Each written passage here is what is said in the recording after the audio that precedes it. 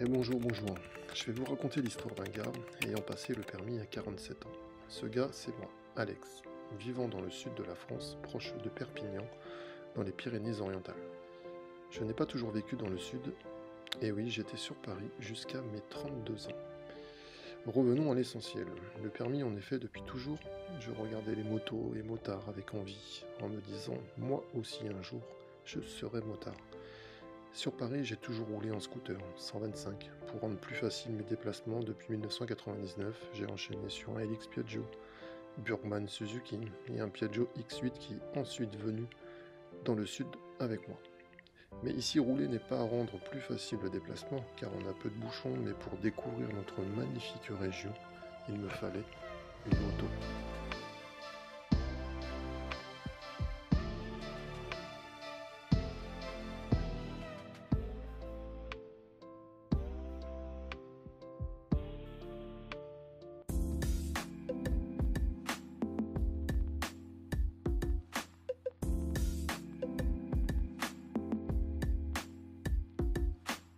Donc mai 2022, je décide de vendre le X8 pour pouvoir financer le permis A2. Chose aisée car il s'est vendu en une soirée. Suit ensuite l'inscription en juin et c'est parti pour le plateau dans la réputée moto-école Patrick, bien connue à Perpignan. Malgré mes nombreuses années acquises en deux roues, en scooter, je m'aperçois que ça va être dur, très dur. Au bout de mes 10 heures de plateau, première convocation à l'examen et je me plante à 2 reprises sur l'évitement. Donc on reprend des heures et rebelote, deuxième convocation, je me plante de nouveau, toujours sur l'évitement. Et là, à ce moment-là, une sacrée remise en question s'installe. Je précise qu'on s'arrangeait toujours pour avoir des heures de plateau la veille de l'examen, et je passais les parcours une vingtaine de fois sans erreur. Et en fait, ce qui me faisait défaut, c'était le regard au moment de l'évitement. Troisième convocation, et là le stress monte.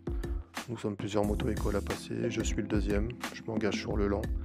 Et là, un excès de confiance, car j'étais bien au-dessus des 18 secondes, mais voulant faire le kéké, j'insiste et je cale, pied à terre, arrêté, donc éliminatoire. Je m'engage sur le deuxième essai et enfin la délivrance, tout se passe nickel et plateau, enfin validé. Ensuite la circulation. Tout le monde vous diront que c'est une simple formalité, mais il faut être attentif, bien anticiper, être courtois, respecter les priorités bien entendu. Et surtout avoir une conduite dynamique. Il regarde également le respect des trajectoires de sécurité dans les virages, ça c'est hyper important. Tout ça pour vous dire que la circulation a été validée du premier coup. J'en profite pour remercier les moniteurs Romain, Cédric et Chloé qui sont au top. Bon bah c'est bien beau maintenant, il va falloir choisir sa moto.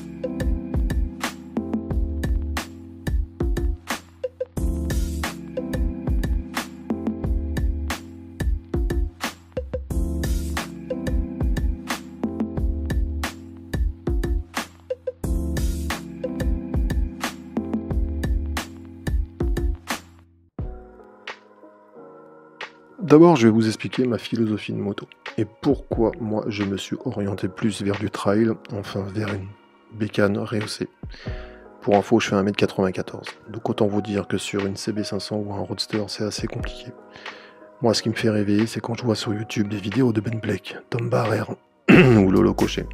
Oui, ces gars me font rêver, sans compter les merveilleux paysages de leur périple, ils savent raconter une histoire, mettre du contenu, avec chacun leur touche personnelle. Ce sont les Mozart de Motovlog Aventure. Il y a évidemment plein d'autres gars, comme Greg et Matt Adventure, qui sont orientés vers des tests produits, sans oublier GT34 et mes balades moto. Petit clin d'œil à GT34 pour sa disponibilité via Instagram. Autant vous dire qu'en A2, le choix est difficile. Versys, Vestrom, Benelli, Tiger, en bref, les 1-2 sont surcotés et le choix est restreint, parce qu'il y a quand même un budget à respecter. Je me suis donc orienté vers une Versys 650 de 2018. L'ancien propriétaire est un passionné et a équipé la moto avec pas mal d'options. Pour l'instant, j'en suis satisfait, mais il est évident que la période E2 va être longue. L'idée pour les prochaines vidéos serait de faire partager les routes de mon département et le terrain de jeu est énorme dans le coin, avec aussi l'Ariège, l'Aude, l'Espagne, et ainsi me créer des souvenirs et bien sûr les partager. Pour cette première vidéo en voix off, je ne suis pas encore équipé de micro dans mon casque, j'ai prévu une balade de 4 heures dans le département avec environ 170 km de route sinueuse. Ça forme l'apprentissage. Le but est de rejoindre via le lac de Caramani, Codiès de Fenouillède, de passer dans le département de l'Aude avec Axat, Quillan, Cuisa, Bugarac, pour revenir par les gorges de Galamus qui se trouvent à cheval entre le 11 et le 66 et de finir, comme à l'allée, par l'école de la Bataille. Bonne vidéo à tous.